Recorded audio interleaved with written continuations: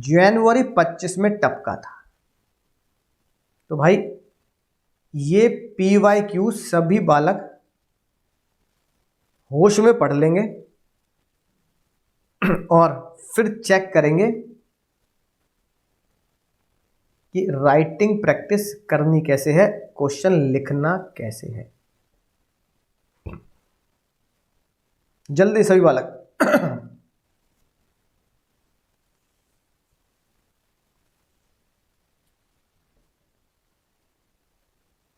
सिर्फ 1 मिनट का समय है, 1 से 2 मिनट का समय है इसको पढ़ने का, ताकि मैं आपको बता सकूं इसको एग्जाम में लिखना कैसे है।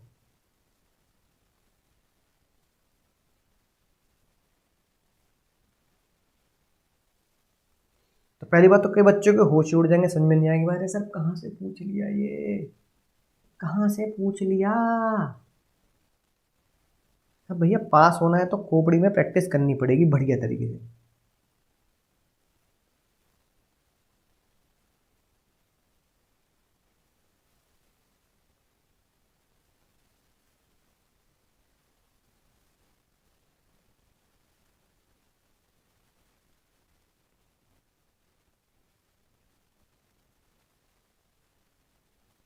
She noticed that due to sapphire stone, design of necklace has been completely disturbed। अब वो कह रही है भाई, बोलो पेंसिल का कॉन्ट्रैक्ट कैंसिल, पैसा निकाल, पैसा निकाल मेरा वापस, है ना। मैनेजर कह रहा है क्यों निकालूं, मैं तो नहीं निकाल रहा। क्या शुभांगी पैसा वापस ले सकती है, क्या शुभांगी पैसा वापस ले सकती है या नहीं ले सकती, ये बताना है आपको।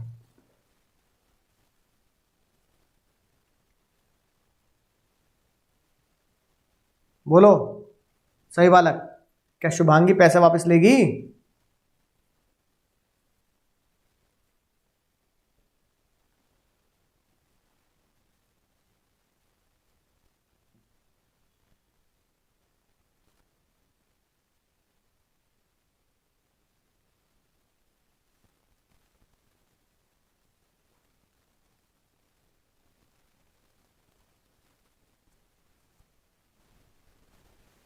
ठीक है, अब सभी बालक सोचेंगे सर पता नहीं क्या पूछ लिया, मैं आंसर कहाँ से दूं।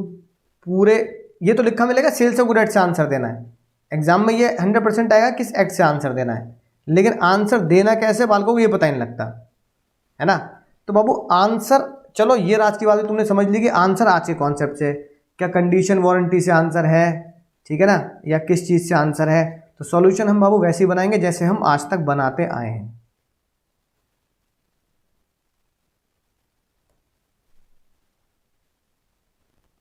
सबसे पहले एनालिसिस, कहाँ से है सर,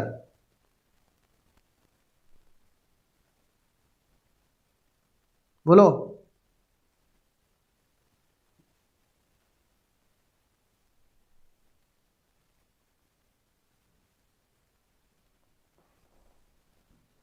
कहाँ से, तो कई बच्चे कह रहे हैं सर यहाँ से होगा वहाँ से होगा, पर बाबू आंसर है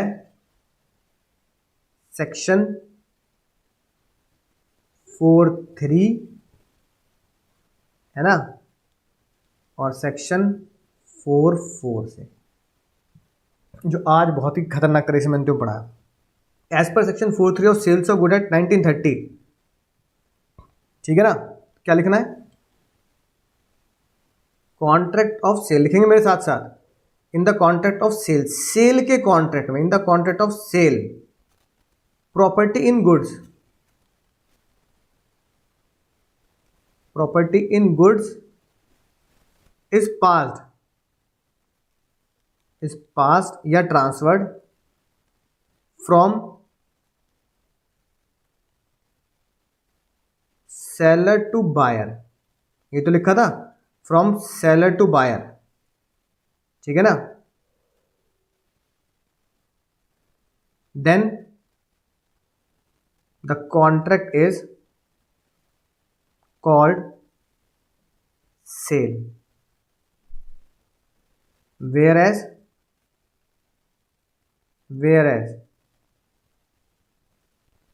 the transfer, whereas the transfer of the property in goods, transfer of property in goods is take place at FUTURE, future, है ना, at future time, future time में। और सबसे खतरनाक बात जो इस केस में लगती है, सबसे खतरनाक बात जो इस केस में लगती है, फ्यूचर टाइम और सब्जेक्ट टू सम कंडीशन, और subject to some condition.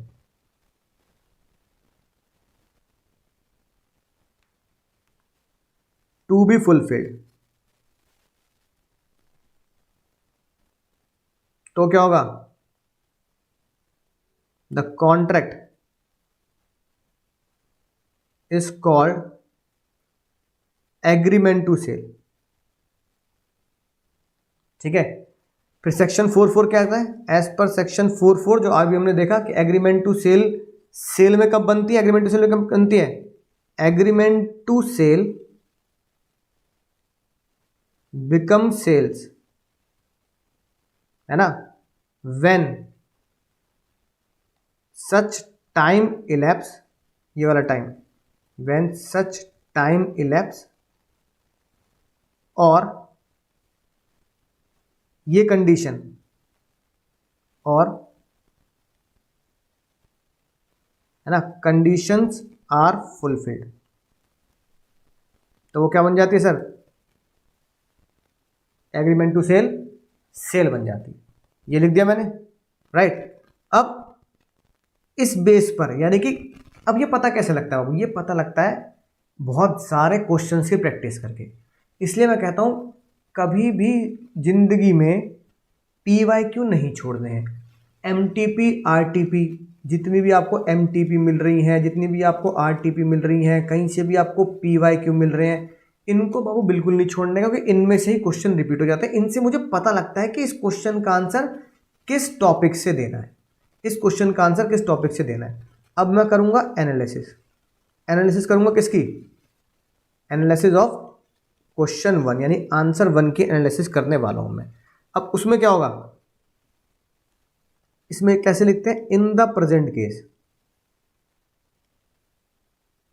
In the present case, ठीक है, there is an agreement to cell,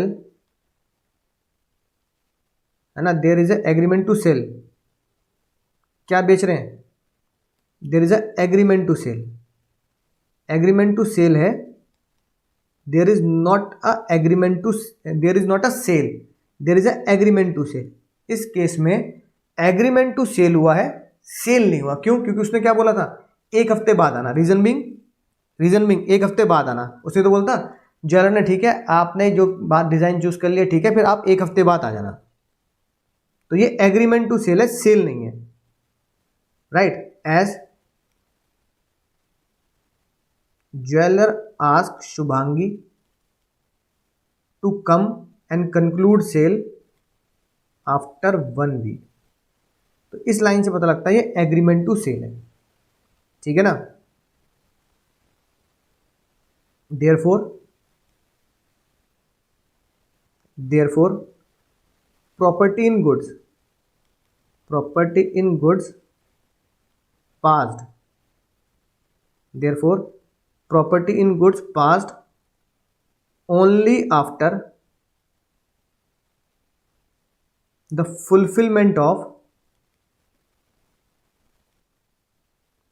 fulfillment of condition fixed between buyer and seller।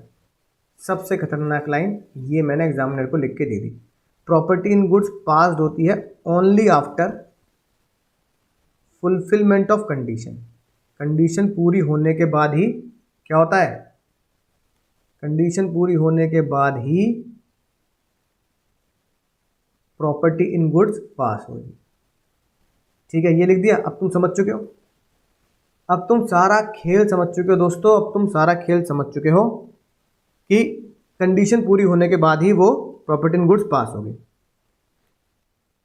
तो in this case, in the present case, फिर से लिख सकते हैं, original जो डिजाइन है ना, जो ओरिजिनल डिजाइन एस ने चूज किया था, original design chosen by S is disturbed. Original design जो चूज किया था शुभांगी ने, वो क्या हो चुका है, डिस्टर्ब हो चुका है। एंड जो नेकलेस उसने चूज किया था, necklace is not in original position, और नेकलेस जो है वो ओरिजिनल पोजीशन में नहीं है। देयरफॉर शुभांगी क्या कर सकती है, Shubhangi has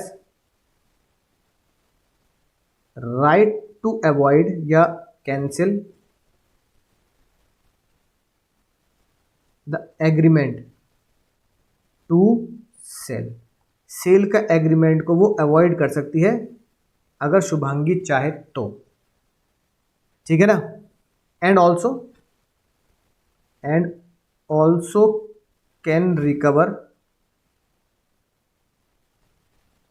money from manager से बाबू पैसा भी ले सकते हैं, पैसा भी ले सकते हैं, क्योंकि सेक्शन 4 सबसेक्शन 3 के मुताबिक, है ना, 4(3) के मुताबिक एग्रीमेंट टू सेल जब बनता है जब वो कंडीशन पूरी हो जाए। ये हो गया आंसर नंबर 1। बहुत बढ़िया बात, मुझे समझ में आ चुका हो कैसे लिखना है।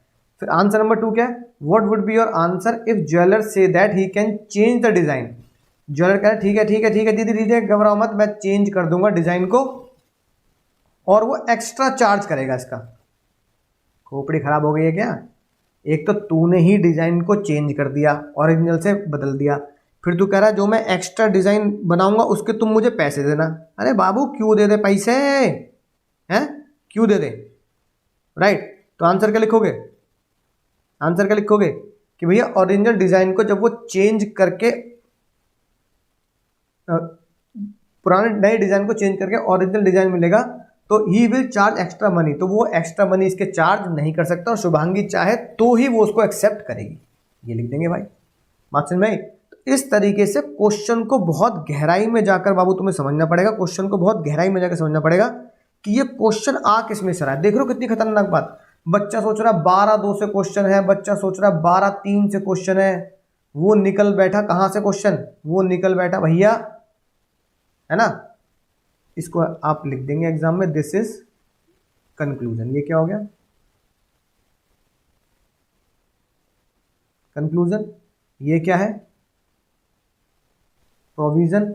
एनालिसिस बहुत छोटी सी,